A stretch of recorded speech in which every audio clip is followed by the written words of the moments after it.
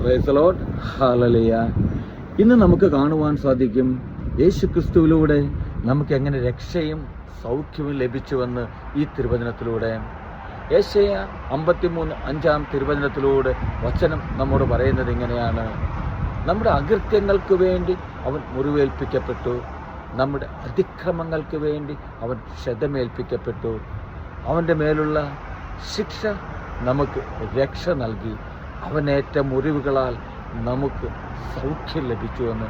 പ്രിയപ്പെട്ടവരെ, നമ്മുടെ അതിക്രമങ്ങൾക്ക് വേണ്ടി, നമ്മുടെ ജീവിതത്തിലുള്ള അതിക്രമങ്ങൾ മാറ്റിവെക്കുവാൻ പ്രിയപ്പെട്ടവരെ ഈ നൊയമ്പ് കാലത്തിലെങ്കിലും നമുക്ക് സാധിക്കണം. യേശു ക്രിസ്തുവിലൂടെ നമുക്ക് ലഭിച്ച രക്ഷയും സൗഖ്യവും പ്രിയപ്പെട്ടവരെ അത് മറന്നുകൊണ്ട് ജീവിക്കുവാൻ നമുക്ക് സാധിക്കരുത്. ഈ നൊയമ്പ് കാലത്ത് ഞാനും നിങ്ങളും പല വിധത്തിൽ നൊയമ്പുകൾ നോക്കുന്നവരാണ്.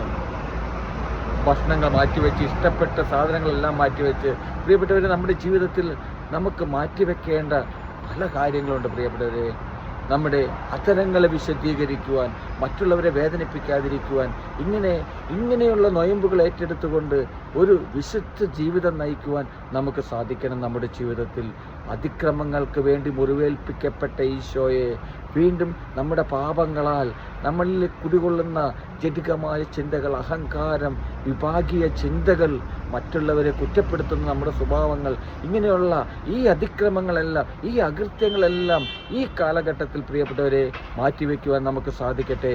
അങ്ങനെ ഒരു പുതിയൊരു ജീവിതം ഈശോ നമുക്ക് നൽകിയ രക്ഷ, ആ രക്ഷകനായ ഈശോയെ സ്നേഹിക്കുവാൻ ഒരു ഉയർപ്പിന് വേണ്ടി നമ്മൾ കാത്തിരിക്കുകയാണല്ലോ പ്രിയപ്പെട്ടവരെ.